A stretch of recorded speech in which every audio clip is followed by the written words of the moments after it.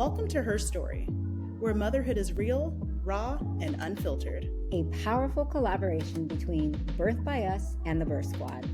This is a space where mothers come together to share their truths. From pregnancy to postpartum, through triumphs and challenges, these are the stories that connect us all. Because every mother has a story, and we're here to listen. This is Her Story.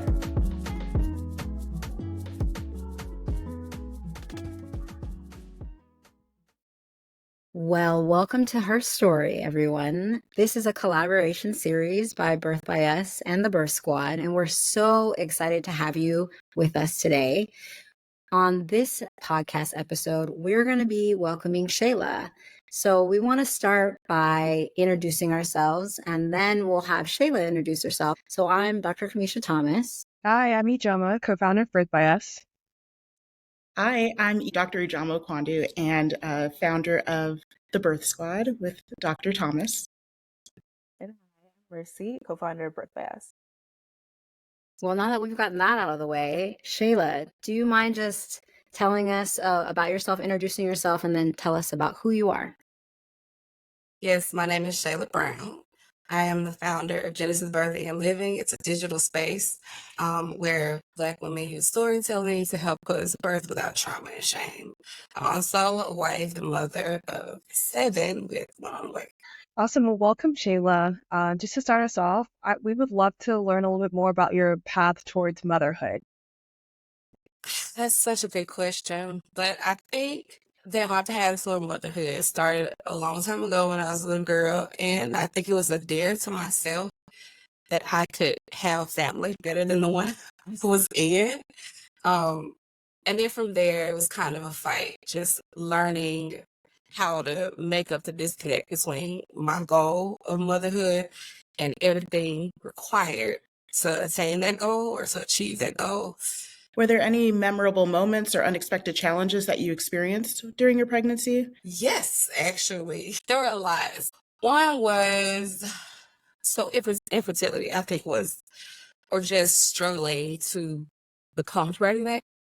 I became pregnant first, and then I had a miscarriage, and I had to self-diagnose myself with that miscarriage, but I wasn't quite sure what was happening. Went to a clinic, was mistreated, had to figure it out myself. Then from there, I experienced a pseudo pregnancy or pseudocyesis because of the way the miscarriage had gone, and I just became so distrustful of doctors and medical system. There was a rising wave. It was like 2015, 2014. A rising wave of Black women starting to take our health into our own hands, but it was still small and it was growing. And the idea of medical neglect and mistreatment has just come into the forefront. So there was a lot of anxiety around trusting medical professionals. When I was getting negative pregnancy tests, when I was going to the doctor and they were telling me I wasn't pregnant, I just didn't believe them because I'm like, well, I do everything else myself. Maybe I have to, maybe I'm right and they're wrong this time because I was right last time and they were wrong. But then I finally had to come to terms with the fact I was not pregnant. Then from there, I became pregnant. Then there was the whole journey of being pregnant and getting past the cultural norms of children, at least where I came from.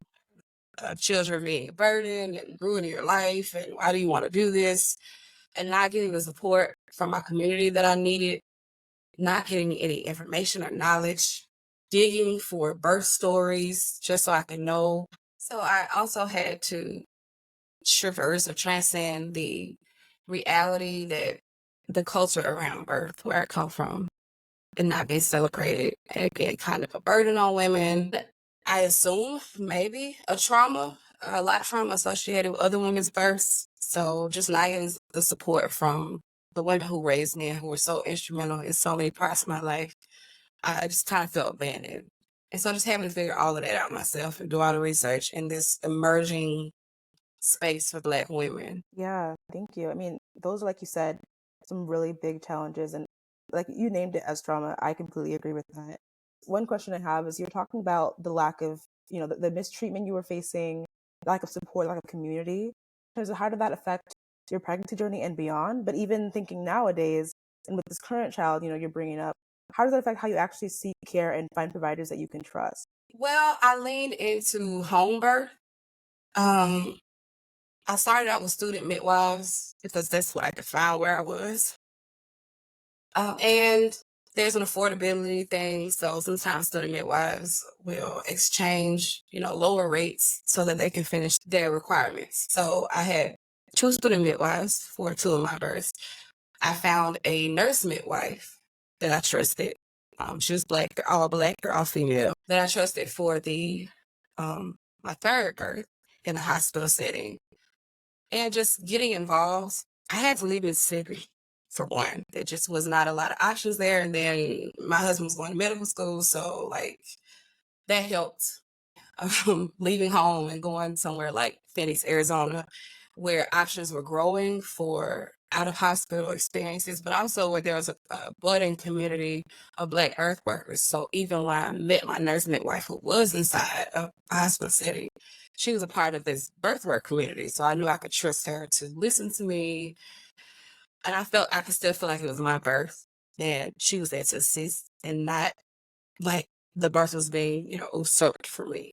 So getting involved in birth work communities, getting knowledge about myself. I trained as a doula as well.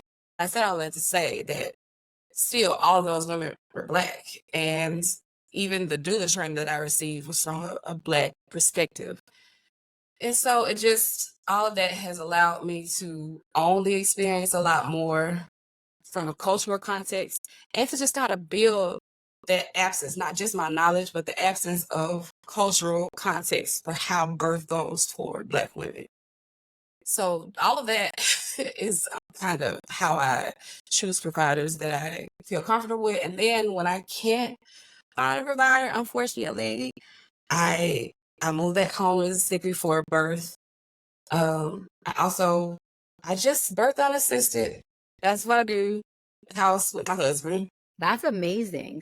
That kind of takes me right into our next question, which is you've had multiple birth experiences. You said you had a hospital birth. You said you've had a midwifery assisted birth, and you've had unassisted home birth, which we see sometimes in patients like you. This is not their first rodeo. You're having your seventh baby, right? Like, like kind of how your body works. But for those people out there who maybe have never had a baby and don't understand how these different systems work, can you share with us your birth experience? Maybe like one comparison between the hospital experience, the midwifery experience, and the home birth unassisted experience. What I've advised women who I pick questions like that, I really think it was beneficial to have a home birth first, even if you end up choosing to birth in a hospital or you just have to or something. I just happened to find it was just like right place, right time. But it was very beneficial to birth outside of the hospital. So I had the space to learn without people pressuring me to do things or try to insert ideas that I was still figuring out. Also, my first home birth, I was in Mississippi and there's snowstorm. So we were all trapped at my mother-in-law's house for like 5 days straight. And my labor took 5 days to happen. But I know that if I had been in a hospital setting, I would not have had 5 days to figure that out.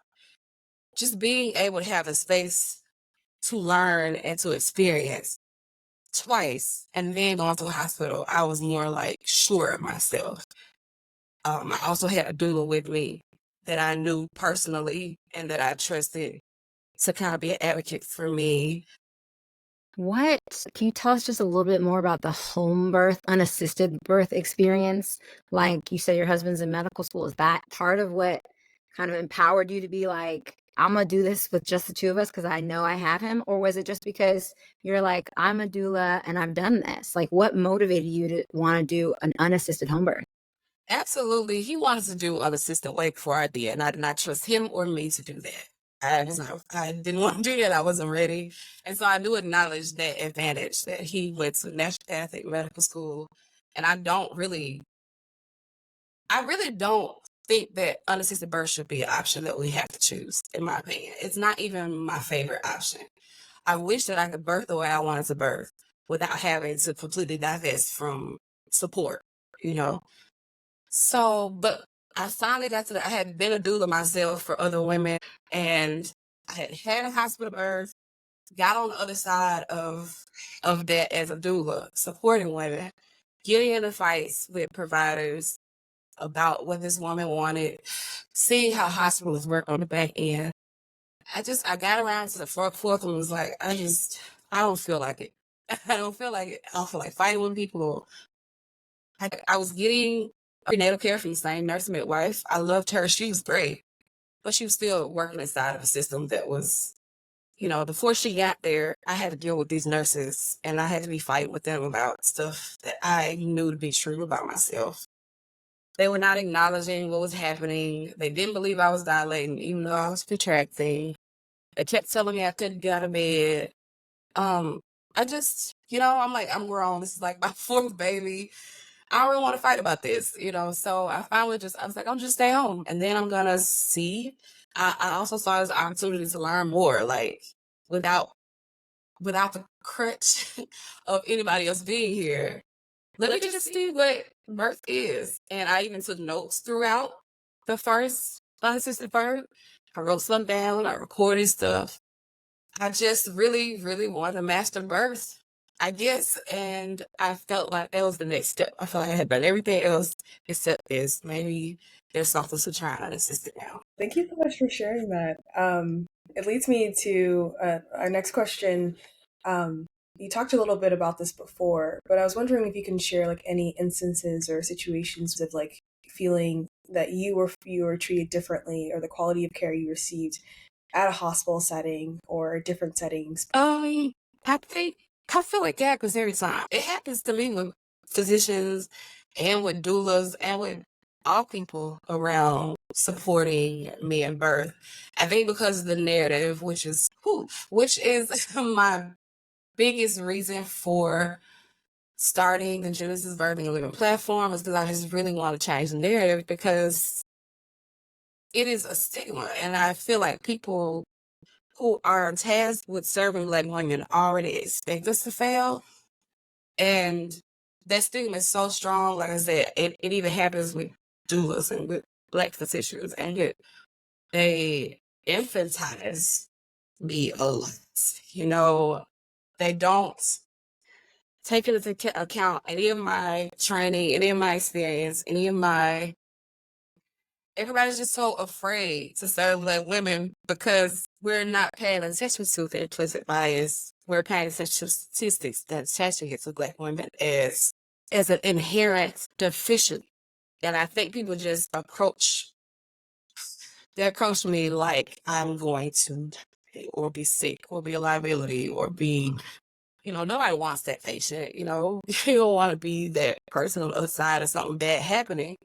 And I just think there's so much fear around serving Black women that we just don't get the space to enjoy birth. We don't get the space to own birth.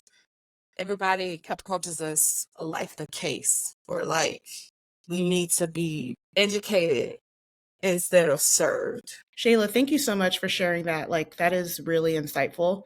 I think what you're kind of getting at is what we call defensive medicine, right? Where they're trying to avoid catastrophic events, right? And I think, what you bring up is a good point, where we're all aware of these disparities that exist. But in our approach to reduce these disparities, are we taking away the fundamental right of a woman to have the pregnancy and the delivery that she wants? Are we taking away that space for them to do that? So, I think in your situation in particular, you brought up something that, is kind of what we at the Birth Squad really advocate for, is building your squad, right? You had your support person, your partner, you had your doula, you had a midwife. And so I just find it really inspiring that you were able to tap into all these different resources. Were there any other resources or support systems that you found, helpful as well? Whether it be through pregnancy, postpartum, or the actual birth? Honestly, creating the platform, the storyteller platform, the listening to that on platform, and prostitute. Part of the reason I did that was to discourse about birth. Sometimes I just wanted to talk about it. When I first became pregnant, and I wanted to, share it with my peers, and I just wanted us to talk about, like, what about anything else? If it was prom, if it was graduating college, whatever, we could talk about all those things. Why can't we talk about this? And what I discovered is this. One, a lot of my peers had not made it to the place where they were having babies, so they didn't know, because we don't talk about it until we get to it. And we get to it, we're like, oh my God, what are we doing? This is a lot. So I ran into that a lot. And then I ran into a lot of my peers who just had really bad experiences. And I couldn't talk with them the same, because I felt like I'd had a good experience, even though it was 5 days long and, all of that. I still felt really proud of myself at the end, and I felt really good about, choosing to do it the way I did. But I didn't have a lot of people to talk about, that. And I don't want to be insensitive about their experience and just talk about my good one, but it's like, I want to talk about mine too. So creating a space where I found other women who wanted to talk about birth, and we could talk about birth and I not be weird. Creating a space to just kind of like discourse about birth in a regular woman way, and to see if there are any parallels to the some of the things that I was experiencing, so I would have to feel so long. I love that. Yeah. I think what you said is you've been dropping gems this whole episode. So thank you, first of all. But definitely we're talking about with the platform, Genesis Birthing and Living, and about how community support and having space to actually talk and share experiences is so important. I think that actually also improves health outcomes. So just know that what you're doing is empowering, impactful, and has tangible effects on people's lives. And it's also very similar to what we're doing with Birth by Us, of how can this platform be a tool for education, but also community building, wraparound support. And I think similarly with the Birth Squad, like sharing stories, tapping into these stigmatized or taboo discussions is really important for you to understand your options, like you've been talking about throughout this whole episode. But one thing that you did mention was around, like, you said, I wish I could have the experience I wanted to without having to divest to the medical system, right? I think that line, like, it's going to stick with me for like years. I already feel it. So like, I literally got like chills when you said it. And I was like, that is so real, right? And so one question I have is like, what kinds of improvements in the hospital setting would you want to see to actually like get the experience you want without having to divest? Like kind of turning the question sort of on its head. What would that look like for you? Primarily, this is what I coined as a philosophy, is that birth is not a medical emergency. I think, I don't want to speak, you guys have been trained in this, but it seems like some fundamental part of at least my experience with just the traditional medical system is that it's approached as a sickness or a medical emergency that women need to be saved from. And just coming from that vantage point just kind of ruins everything else. I mean, because if that's what you're thinking, then I wouldn't let you just walk in here talking about what you about to do either. You know what I mean? Like, you're sick. You just hush and let me take care of you or whatever. So I think just understanding and believing that birth is it's a natural occurrence first, and anything bad that happens from there is something that we need to be figuring out how to fix. And if it goes bad, then we need to be figuring out, why are we getting this result? And then treating that, and then trying to figure out how to reduce whatever the bad things are that are happening, but they don't need to be seen or is expected to be the norm. So I think that they show tremendously, and a lot of things would just flow from there. You have, like Mercy said, brought up a lot of great points. And what you just mentioned is what I tell patients is sometimes the difference between a midwife and a doctor, right? And it's also what Ijama mentioned, is a midwife expects the outcome to go well. That's their perspective. They see healthy, normal patients, right? And so they're going to be like, yeah, do whatever you want to do because this is a normal process. And unfortunately, doctors see the complicated patient, right? Like if you were a midwife patient, something went wrong, you now become a doctor's patient. And I tell people all the time that colors our perspective. And we have to learn how to practice in a way that doesn't anticipate or expect the worst, but understands that this is a normal process. And that's also what I try to tell patients. I was like, before there was fetal monitoring, we had babies all the time and they were just fine, right? Fetal monitoring has made us more anxious because we can see all the different nuances that are happening. Is that good or is that bad? You know, the data's still out, right? We're still figuring that out. Same thing with my patients who want us to ultrasound them every single visit. And I tell them, like, we didn't used to do that. When you go to an appointment and you're like, your baby's too big for your pelvis, I'm like, who am I to say that? Ultrasound is not the end all be all, right? We know there's data that it's 20% plus minus, right? So I think sometimes as providers, it is our job to take that data and to calm people down, right? Because there's people who are on the other end of the spectrum from you and say, this is normal and it will be okay. But we have to believe that ourselves, because you're 100% right. Pregnancy and birth has become pathology instead of physiology, right? This is a normal physiologic process, but we've turned it into a disease. And so I think if we can all get on the same page about that and, you know, own and acknowledge the people who are complicated and who do have pathology, like, okay, you are different, but for the average person like you, I don't need to treat you the way I would treat my really sick patient. I think that's when we can really see really great outcomes. So I really do appreciate everything you've said. And I hope that people listening can take that into account, not just pregnant women, but also providers can take that into consideration. But I wanted to bring it back to you and ask you, what advice would you give to other pregnant Black mothers on their pregnancy journey, people who are thinking about getting pregnant? Like, what would you want to share with them? That's a big question. I think one of the most beneficial things you can do is to listen to other people's stories and to pick them apart. I also think while birth is natural, it is still something that the more knowledge you have about it, the more you can succeed in it. It's natural, but that doesn't mean it's easy. It doesn't mean that doing it is inherent, especially since, like I said, we don't talk about it. You might not think about birth until you get to it. I just happened to be that little girl who was watching Birth Story and Birthday, you know, on TLC. I've just always been interested in it. So if you never thought about it, I would definitely say start thinking about it and start thinking about it as an experience. Just like I said, like we do with weddings, like we do with all these milestones in our life, birth should be the same way. And understanding how much your social situation plays into how your birth turns out. So, like how you're thinking about it mentally. If you're stressed about it, if you're stressing, stress is a huge factor. And it's one of those things that's kind of unseen and uncounted, I guess. Maybe it's not as quantifiable or something.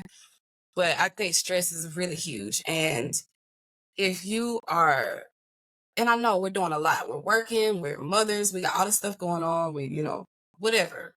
But it's so important to be mindful that when you are pregnant, or as you're thinking of becoming pregnant, check your surroundings and really be intentional about creating a space for yourself where you avoid stress at all costs. And it might mean that people and things have to slow down around you.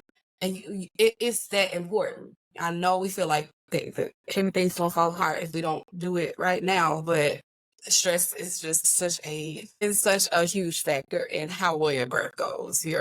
So really just pay attention to your emotional state, your mental state is just as important as getting the information about what's happening physiologically inside your body, because that's important too. And hiring as much help as you can.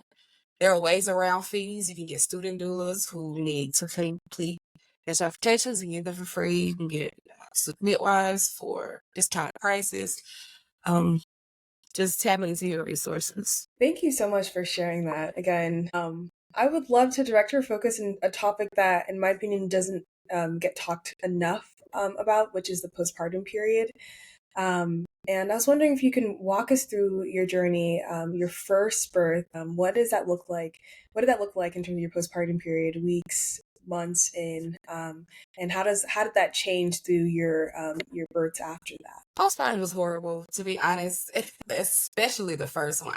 I had done so much work preparing for the birth, I didn't even think about postpartum. I had no idea what to expect, what to plan for, how to plan for it. And like I said, I was alone. I was at my mother-in-law's house, and she cooks sometimes, so that was nice. But as far as recovery and caring for myself and knowing how to care for a newborn baby and breastfeeding for the first time and the sleep schedule or non-existent sleep schedule of a newborn, it just all hit me, and I was not prepared. After that, I thought I would never have children again, which is hilarious now that I have. I'm on my 8th grade, but after that, I was like, I am never doing this again. The postpartum was worse than the birth. To me, it was worse than pregnancy, and I am still trying to figure out postpartum. It's just hard. It's just really hard, and what was kind of helpful was, like I said, I was in my in-laws' house, and so she kind of had to deal with the everyday workings of her own house, so I didn't have that to worry about. That was my saving grace. And I had a cousin who had breastfed, so I just kind of like picked her brain a lot about it to just keep me from quitting. So yeah, that's the best I can give you for postpartum. It just requires a lot of support, in my opinion, and I still haven't gotten it. My husband is great, but we have other children. He has other stuff to do, Paternal leave is still not a thing. So it's hard. It really is. And I think it requires a lot of support that I don't have. What would support look like for you? Like, what would the ideal model be for you in order for you to feel seen, heard, taken care of while you're, enjoying this new chapter of your life? Like, there's an idea, and I don't know if it's just Southern or what, but like a woman staying inside for 40 days. I tried to do that for most postpartums. And then for the last couple, I've tried to stay in bed a lot more, which has been helpful. That really has been helpful. And my husband has committed to taking up, care of everything else. I think the biggest thing the first time was just how lonely I felt. And I just felt so lonely and abandoned. Nobody was visiting. Nobody had time to stop and like sit with me. Felt like I was up by myself a lot at night. I really, really wanted a slumber party, like an adult slumber party or something, where people just take and sit up with me throughout the night. But it would look like family. It would look like celebration. It would look like meals that I don't have to cook. It would look like somebody I can trust my other children. They just look like care. It would look like care and being cared for and cared about and mothered myself. Shayla, we're coming to the end of the interview, but before we end, I just have to say that you have just shared so much that is going to be so helpful for so many people. I think you are able to articulate the system in which should exist, right? So I really appreciate everything that you've shared. But is there anything else that you want to share with the listeners? Well, I guess I would like to share. Like I've been talking a lot about being a doula and having a space where I also try to curate Black women's stories and use those stories to kind of help us birth without trauma and shame. So that is the Genesis Birthing and Living platform. I'm working on the website now, but I've done a lot of research, a lot of compiling of women's stories, and I think if you're gonna have babies or you are into that, it's a good space to visit and just kind of look at what other women before you have said. So if you're a younger woman, you kind of get the perspective of women who have gone before you, which is really, really valuable. It's something that I didn't have. So I think it's a great space to tap into. I do have the blog.com, but also Genesis Birthing and Living across all platforms, Instagram, Twitter, and Facebook as well. Thank you so much for joining us today and just being so vulnerable, for sharing your story, for your resources that you've also shared. This has been amazing, and we just really appreciate you. Thank you all for having me, and thank y'all for this space. And thank you all for, being willing to want to know this, from your position, from your positions. I think it's really beneficial and it's special. And thank you all so much.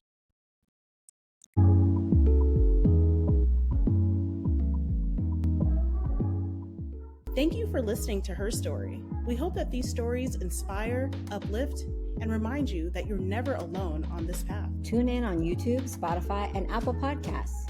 Also, don't forget to subscribe, like, comment, and join the conversation. We would love to hear your thoughts, your stories, and you can connect with us on social media. Together, we're building a community, one voice at a time.